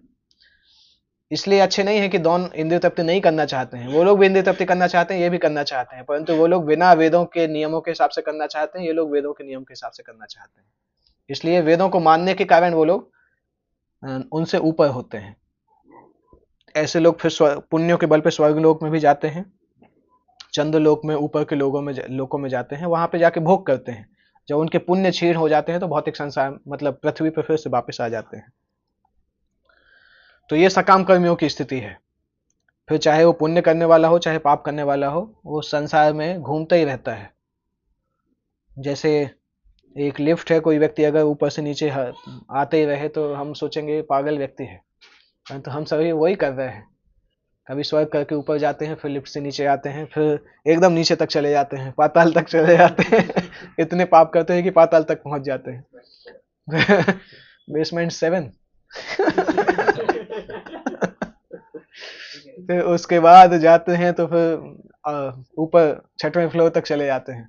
हम वही कर रहे हैं, कितने जन्मों से हम यही कर रहे हैं, जब से संसार में आए हैं उसी लिफ्ट में ऊपर से नीचे घूम रहे हैं। कभी भी लिफ्ट के ग्राउंड फ्लोर पे आके गेट के बाहर नहीं निकले, नहीं तो बिल्डिंग के बाहर चले जाते। वो ग्राउंड फ्लोर भौतिक पृथ्वी लोक होता है, कभी ध्यान ही नहीं आया कि लिफ्ट का गेट खोलना है। पृथ्वी लोक पे आते भी हैं तो बिना ही लिफ्ट गेट खोले फिर ऊपर चले जाते हैं। तो यही है, हम ऊपर नीचे जा रहे हैं, और कभी सुख मिलता है कभी दुख मिलता है। सभी प्रकार के साधन से धन कमाने का प्रयास करते हैं, फिर चाहे अच्छा साधन हो चाहे बुरा साधन हो। ऐसे लोगों को शास्त्रों में भौतिकतावादी बोले जाते हैं। भौतिकतावादी लोगों में विकर्मी जो होते हैं, जिनका हमने पहले वर्णन किया, जो कि वैदिक ज्ञान के बिना कार्य करते हैं, तो वो विकर्मी होते हैं, पापी कहलाते हैं। उनके ऊपर जो भगवान विष्णु की तुष्टि के लिए यज्ञ करके फिर भोग करते हैं, तो वो उनसे ऊपर माने जाते हैं। कृष्ण इतने दयालु हैं कि वे कर्मियों तथा ज्ञानियों की इच्छा पूर्ति करते हैं, तो फिर भक्तों के विषय में तो कहना ही क्या। कर्मी जन ऊपर जाते हैं, ऊंचे लोकों में जाते हैं, और परंतु जब तक उनको भौतिक सकाम कर्मों के प्रति आसक्ति रहती है, तब तक वो मृत्यु के पश्चात फिर से भौतिक देह प्राप्त करना होता है। जब तक हमें भौतिक इच्छा रहेगी तब तक भौतिक देह रहेगी, भौतिक इच्छा खत्म हुई तो भौतिक देह खत्म होती है। इसलिए भक्त मुक्ति प्राप्त करना, मुक्ति सामान्यतः मतलब भौतिक संसार से बाहर जाने के लिए हमें पुण्य का बैलेंस और पाप का बैलेंस दोनों ही खत्म करना पड़ता है। जब पाप का बैलेंस खत्म करना सुनते हैं तब तो अच्छा लगता है, जब पुण्य का बैलेंस खत्म करना सुनते हैं तो खराब लगता है, क्योंकि पुण्य से हम जनरली आकर्षित होते हैं। परंतु अगर पुण्य भी हम करते रहेंगे तो भी भौतिक संसार से बाहर जाने वाले नहीं है। सबसे ऊपर सत्य लोक तक पहुंच सकते हैं, पर फिर नीचे आना पड़ेगा, क्योंकि पुण्य में इतनी शक्ति नहीं है कि हमें भौतिक संसार से बाहर ले जा सके। वो शक्ति केवल आध्यात्मिक क्रियाओं में है, भक्ति में है, या कोई भी आध्यात्मिक क्रिया जो है वो भौतिक संसार से बाहर ले जा सकती है। इसलिए हमें उस चक्र को खत्म करना होगा, पुण्य और पाप दोनों के चक्रों को खत्म करना होगा। और वो नेचुरली हो भी जाता है, जब हम शुद्ध भक्ति को प्राप्त करते हैं तो दोनों चेन खत्म हो जाती है, और जब दोनों चेन खत्म हो जाती हैं, क्योंकि हमें अगला शरीर मिलता है इसीलिए है कि हमने पहले जो हमारा अकाउंट बाकी है उसको भुगतने के लिए शरीर दिया जाता है। अगर पुण्य का अकाउंट बाकी है तो पुण्य को भुगतने के लिए शरीर दिया जाता है, पाप का अकाउंट बाकी है तो पाप को भुगतने के लिए शरीर दिया जाता है। परंतु अगर हमने इस लेवल तक भक्ति किया है कि मरने के बाद फिर यमराज के मन में यही विचार आए कि ना तो पुण्य बाकी है ना पाप बाकी है, तो फिर इसको शरीर देने की जरूरत ही नहीं है। तो उस समय उस आत्मा को फ्री छोड़ दिया जाता है कि आपको इस संसार में शरीर देने की जरूरत नहीं है। तभी वो आत्मा आध्यात्मिक संसार में जाती है। इसलिए ये कॉन्सेप्ट क्लियर है कि चाहे पुण्य हो चाहे पाप हो, दोनों हमें संसार से बांधेंगे। संसार से बाहर जाने के लिए हमें पुण्य पाप दोनों को नलीफाई करके चक्र को काटना पड़ेगा। जन्म मृत्यु जरा व्याधि का जो चक्र है वो काटना पड़ेगा, तब हम बाहर जा पाएंगे। ओके, 9:30 होने वाला है लगभग, यहाँ पे एंड करते हैं। हमने अभी पेज नंबर 98 किया है। 98 बताइए आपकी किताब। इंग्लिश है, हिंदी किताब। अच्छा, इसमें 80। हम ये श्लोक याद रखिएगा, नूनम प्रमत्तः कुरुते विकर्म। यहाँ यहाँ के पहले तक किया है हमने, या इसके बाद अगली क्लास में कर सकते हैं।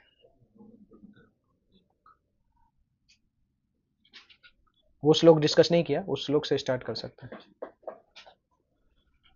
ओके, कोई प्रश्न पूछना है? ये महाकाल लोग बताए थे आप, हाँ, ये भौतिक जगत में आता है क्या आध्यात्मिक जगत में? बाउंड्री पे आता है, गेट पे है वो। बीच में आता है। हाँ, तो इधर जाने वाला मतलब वापस आता है, मतलब जो शिव जी के उपासक होंगे वही वहीं जाते वो हैं वहां जाते हैं। हाँ, वो एटर्नल लोग है, वापस नहीं आते वो। पर शिव जी के उपासक वहाँ बहुत कम है ऐसे। शिव जी के क्या है, नित्य सिद्ध आत्मा ही उनके कुछ उपासक हैं जो भगवान विष्णु ने उनको दिए हैं, जैसे नंदी हैं और पार्वती हैं और कुछ कुछ फॉलोअर्स हैं। क्योंकि जनरली भगवान शिव के पास वही लोग जाते हैं जिनको भौतिक इच्छाएं होती हैं। तो अगर किसी को भौतिक इच्छा है तो वापस लौट नहीं पड़ेगा उसको। और जो शुद्ध इच्छा से भगवान शिव के पास जाते हैं, भगवान शिव उनको भगवान विष्णु की भक्ति में लगा देते हैं।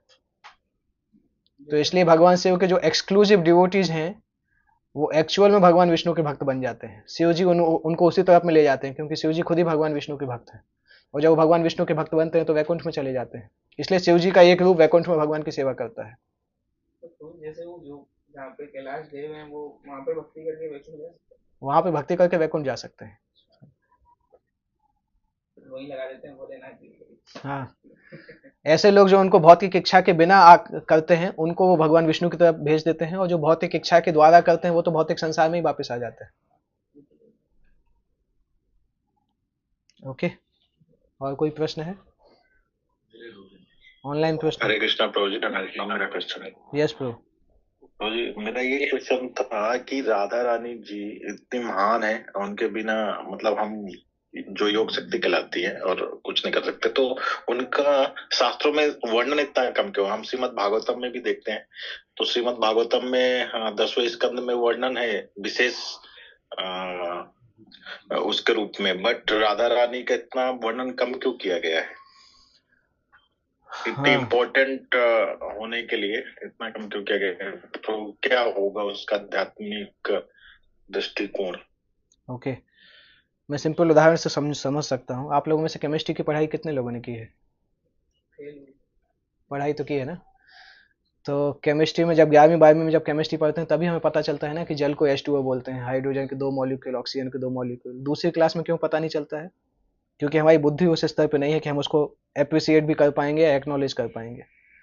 तो श्रीमती राधा रानी से related subject matter, specially Radha तत्व और राधा कृष्ण की लीलाएं इतनी एडवांस स्तर की हैं कि उस लेवल तक की बुद्धि चाहिए होती है। इसलिए जो शास्त्र सामान्य लोगों के लिए लिखे जाते हैं वहां पे उस तत्व को वर्णन नहीं किया जाता है। श्रीमद् भागवतम में डिटेल वर्णन क्यों नहीं किया गया?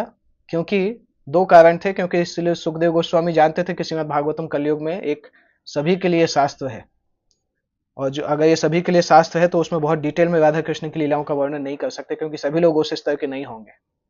रासलीला का उन्होंने जो वर्णन किया बहुत संक्षिप्त में 5 अध्यायों में किया है, और उसमें भी श्रीमती राधा रानी का नाम नहीं लिया उन्होंने, क्योंकि उनके पास समय इन द सेंस वो जानते थे कि अगर श्रीमती राधा रानी का स्पेसिफिक नाम मैं अपने मुंह से निकालूंगा तो उस नाम के निकालने के कारण वो इस प्रकार के समाधि में चले जाएंगे कि आगे कुछ और बोलना मुश्किल होगा। उनके पास श्रीमती राधा रानी के प्रेम से इतने आप्लावित थे। कि वो नाम अगर वो बोल देते तो वो समाधि में चले जाते, परंतु उनके जो ऑडियंस था, जो डिसाइपल था, उसके पास ज़्यादा टाइम नहीं था, 7 दिन का ही समय था।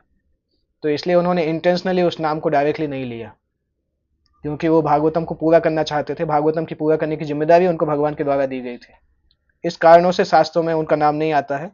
परंतु जो वैष्णव शास्त्र हैं, हरिवंश पुराण और बाद में जो शास्त्र हैं, उनमें राधा रानी की लीलाएं हैं, बहुत डिटेल में लीलाएं दी गई हैं, परंतु वो पब्लिकली अवेलेबल नहीं है। मतलब ऑनलाइन पब्लिकली अवेलेबल है, परंतु लोग पढ़ेंगे तो भी नहीं समझ पाते हैं।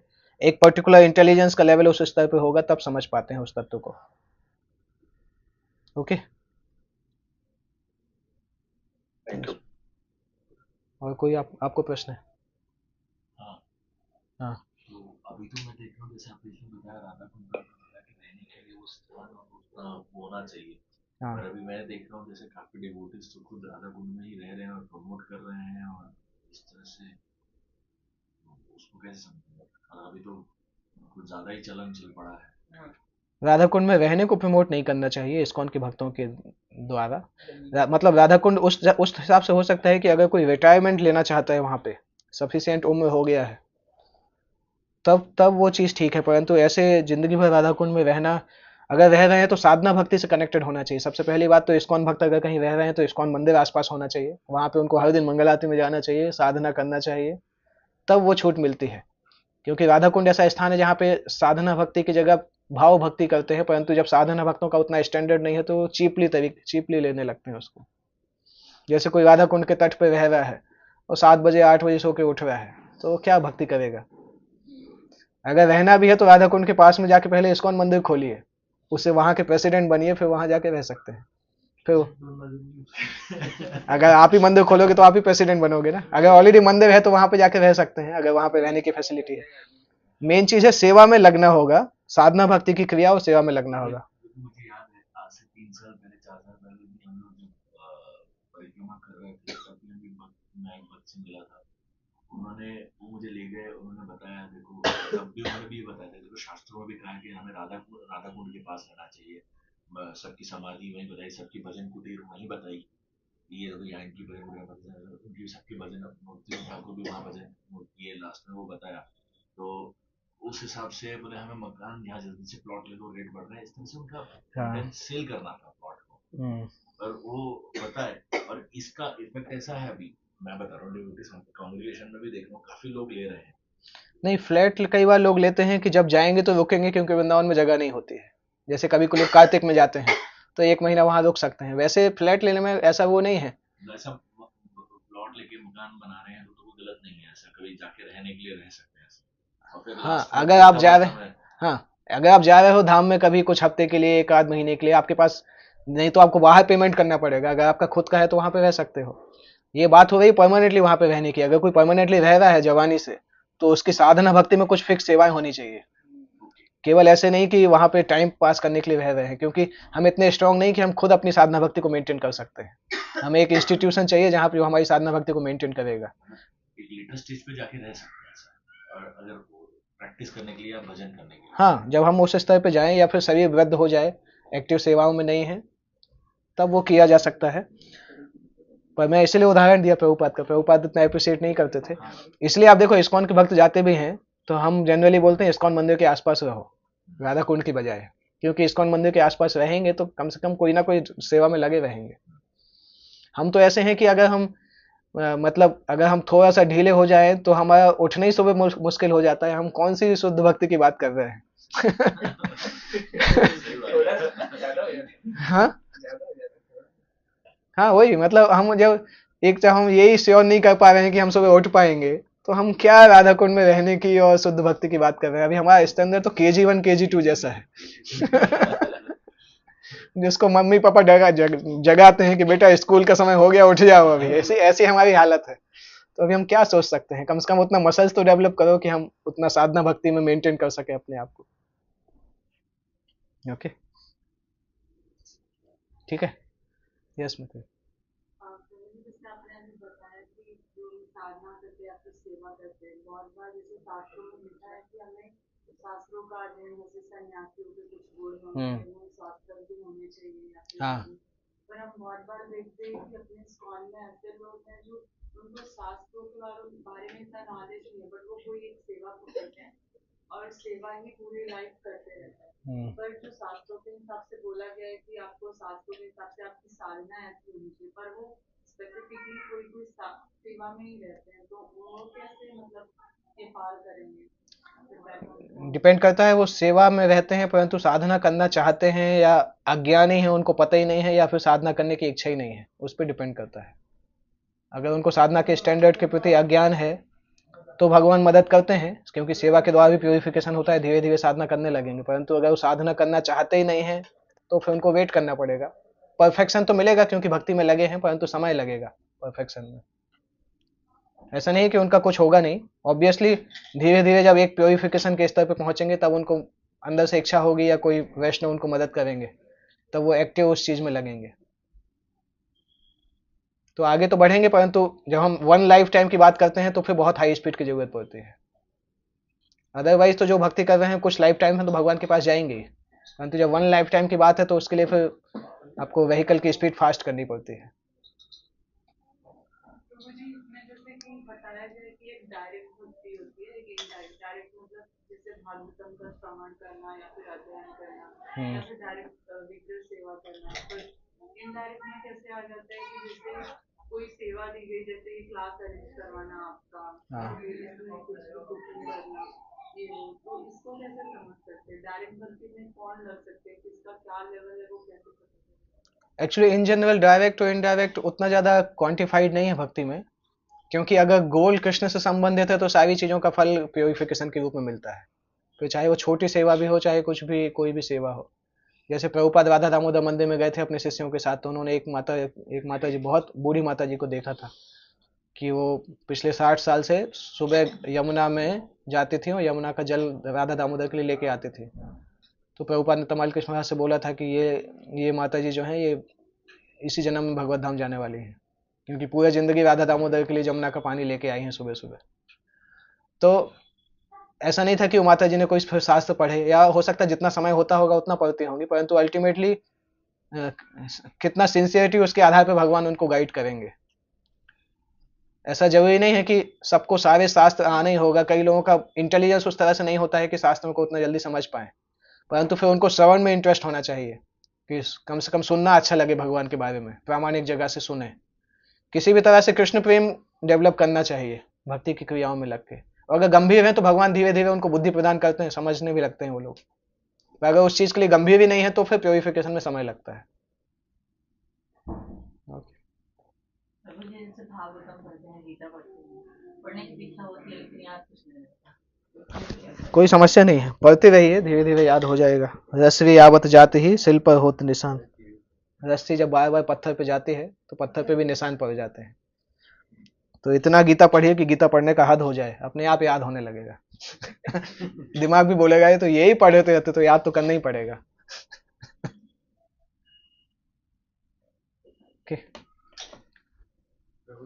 हाँ, एक तो कहता है कि वृंदावन ज्यादा रुकना नहीं चाहिए। अगर हम वृंदावन को जाएंगे, रुकेंगे, कैसी साधना करें तभी पता चलेगा अपना लेवल क्या है या किस तरह हमें करना चाहिए, इसका कैसे इन जनरल वृंदावन जा रहे हैं तो इसलिए बोला जाता है 3 दिन से ज्यादा नहीं रुकना चाहिए, क्योंकि 3 दिन से ज्यादा हम फेमिलियर हो जाते हैं तो हम अपराध करने लगते हैं, इसलिए बोलते हैं ज्यादा नहीं रुकना चाहिए। क्योंकि हमारे साथ ऐसे ही है, हम तो गुरु के साथ भी अगर हफ्ते 10 दिन रह लें तो उनके लिए अपराध करने लगेंगे, बोलने लगेंगे अरे इन्होंने ये खा लिया, मैं तो नहीं खाता हूँ। एक बार हुआ था, चातुर्मास चल रहा था, तो प्रभुपाद ने पूछा कि प्रसाद में क्या है, तो प्रभुपाद ने कोई चीज मंगाया, क्या तो मंगाया था, ग्रीन सब्जी या कुछ मंगाया था। तो उनके शिष्य ने बोला प्रभुपाद चातुर्मास चल रहा है, तो प्रभुपाद ने सिंपल बोला कि चातुर्मास के सबको पालन करना पड़ेगा। प्रभुपाद ने लिया सिंपल, प्रभुपाद चातुर्मास पालन नहीं करते थे। तो हमारा तो श्रद्धा इतना भी नहीं है कि हम अगर गुरु को कोई चीज ऐसा देख लें तो हम उस पर ही डाउट करने लगेंगे। इसलिए धाम में भी अगर हम ज्यादा दिन रहेंगे तो वहां भी अपराध करने लगेंगे, इसलिए नहीं बोला जाता है। अगर कोई उतना एडवांस है कि अपराध नहीं करेगा तो रुक सकता है, ज्यादा रुक सकता है। नहीं तो फिर हम वहां जाके तो रहेंगे तो कुछ तभी पता चलेगा हम साधना में किस कर रहे हैं या कैसे। नहीं, पर वो यहाँ रह के साधना करके पता चल जाएगा ना कि वहां रहने लायक है कि नहीं। प्रैक्टिस तो यहीं पे कर ही रहे ना हम। वो प्रैक्टिस तो कर रहे हैं लेकिन फिर भी वहां का जैसे अभी 2 श्लोकों में आपने वहाँ का स्तर बताया, उस हिसाब से हमने तो भक्ति में अभी पैर भी नहीं रखा। हाँ, तो कुछ कुछ दिन जाके रहिए, देखिए अपने आप को, हर बार जब वृंदावन जाते हैं अपने आप को इवेल्युएट करिए कि भक्ति में कितना हम कर पा रहे हैं वहाँ पे। वो भी जरूरी है। इसलिए तो हम वृंदावन जाते हैं, साल में 1-2 बार तो जाते हैं टेस्ट करने के लिए कि वृंदावन जाने का रस कितना बढ़ रहा है, हमारा श्रवण करना कितना बढ़ रहा है। जाते हैं घूमने के लिए। वो तो एक अलग बात है, घूमना घुमाना एक साइड इफेक्ट है, मेन इफेक्ट है कृष्ण कथा में हमारा रस बढ़ रहा है कि नहीं। इसलिए अभी देखिए ना, ये हरिद्वार यात्रा में महाराज कोई घूमने घुमाने का नहीं बोले, क्लियरली महाराज ने बोला है वो सुनने के लिए जाना है। क्योंकि धाम का मतलब ही होता है कृष्ण के बारे में सुनना, उसके साथ साथ अगर घूमने घुमाने मिलता है तो अच्छा है, परंतु उसकी कॉस्ट पे अगर मिलता है तो अच्छा नहीं है। प्रभु जी, वृंदावन जाके क्या करना चाहिए और क्या नहीं करना? वृंदावन जाके सबसे पहला तो क्या नहीं करना चाहिए, मतलब 4 नियमों को कभी ब्रेक नहीं करना चाहिए वहां पे। 4 नियम जो हम पालन करते हैं ना, no meat eating, no intoxication, इनको कभी ब्रेक नहीं कर सकते हैं, क्योंकि वृंदावन धाम में इन पाप को करने का ज्यादा फल मिलता है, ज्यादा पाप मिलता है। और दूसरा, ब्रजवासियों का अपमान नहीं करना चाहिए, वहां के लोकल लोग जो है उनसे लड़ाई नहीं करना चाहिए। अगर कुछ इनकन्वीनियंस है तो चला लीजिए, क्योंकि गुस्सा दिखाने के लिए तो सूरत है ही हमेशा, वृंदावन में जाके गुस्सा दिखाने की क्या जरूरत है, वो भगवान का घर है। वहां जाके थोड़ा सा सहनशीलता को बढ़ाना चाहिए कि हाँ चल जाएगा, इतना चला लेंगे हम। तो ये तो है कि डोंट्स, ये नहीं नहीं करना चाहिए। और दूसरा, वृंदावन जब जाएं तो इस माइंड सेट से जाएं कि हम भजन करने जा रहे हैं, मतलब साधना को बढ़ाने जा रहे हैं। तो वहां पे ज्यादातर नाम ज्यादा करें, जितना समय मिलता है अध्ययन करें, शास्त्रों को सुने, दर्शन करें, उसमें ज्यादा समय लगाएं। वृंदावन में ज्यादा हमें मोबाइल को, इंटरनेट को बंद करके जाए तो अच्छा है। जब समय हो तो इंटरनेट चालू करके मैसेज देख सकते हैं, परंतु दिन भर स्क्रॉलिंग की जरूरत नहीं है धाम में जब जाते हैं तो। जैसे हम लोग जाते हैं प्रभु जी, तो आज यहाँ है, कल वो देख लो, वो भी देख लो, वहां भी चले जाओ। वो देख सकते हैं, मतलब हम देख सकते हैं, परंतु उसकी महिमा भी पता होना चाहिए, साधना का समय भी मिलना चाहिए। ऐसा नहीं कि साधना केवल नहीं हो रहा है, बाकी सब हो रहा है। तो साधना समय ही नहीं मिलता, फिर पूरा दिन थक जाओगे, फिर आके सो जाओगे रूम पे। देखिए, सुबह जल्दी उठ के, और जैसे कथा का समय तो वहीं पे यात्रा के समय दिया जाता है, यात्रा के समय ही कथा होती है, तो वो सुन सकते हैं। और माला तो ऐसे धाम में होता है कि आइडियली एक अच्छा चीज है कि अगर हम, पर वो फिजिकली मैनेजेबल नहीं होता है, हमने भी ट्राई किया। तो उसमें क्या है कि माला ज्यादा ही करें, फिर अगर हर समय माला कर सकते हैं वो एक बेस्ट चीज है। जब यहाँ 16 माला करते हैं तो वहाँ 32 माला, 48 माला, क्योंकि हमेशा माला कर सकते हैं। इसलिए मोबाइल बंद रहेगा तो हमेशा माला कर सकते हैं। बंद in the sense phone call के लिए चालू रहिए, मोबाइल को मोबाइल जैसा यूज करिए धाम में। नॉर्मली हम मोबाइल को मोबाइल जैसा यूज नहीं करते हैं, फोन कॉल तो कभी कभार आता है, बाकी सारी चीजें उससे करते हैं। ऐसा भी है ना कि यहाँ पे हम माला बाहर लेके जाते हुए थोड़ा सा, क्योंकि लोग नहीं देखते तो कॉन्शियस हो जाते हैं, वहाँ तो सभी माला लेके घूम रहे थे, हाँ। 12 घंटे माला हाथ में रहेगी। तो जब जा रहे हैं तो यही सोच के जाइए कि ये इतना दिन जो है ना, ये मेरा साधना के लिए है, भजन के लिए है, बाकी सब चीजों में उतना समय नहीं दें। ओके। पाप और अपराध में क्या फर्क है? हाँ, पाप और अपराध में अपराध एक्चुअली, अपराध को डिस्ट्रॉय करना खत्म होता है, मुश्किल होता है। पाप को खत्म करना थोड़ा आसान होता है। अपराध ज्यादा डेंजरस चीज है। किसको पाप में कैटेगराइज करेंगे, किसको अपराध? 4 नियम अगर हम पालन नहीं करते हैं तो वो पाप कहलाता है। जो अधर्म के काम है वो पाप कहलाते हैं। और अपराध में आप देखिए, कोई वैष्णव से लड़ाई करते हैं तो पाप नहीं कहलाता, अपराध कहलाता है, ज्यादा डेंजरस हो जाता है। जैसे अगर किसी ने, अब ये कंपेयर नहीं करना चाहिए, इसको आउट ऑफ द कॉन्टेक्स्ट मत लीजिएगा। अगर हाँ, ये बंद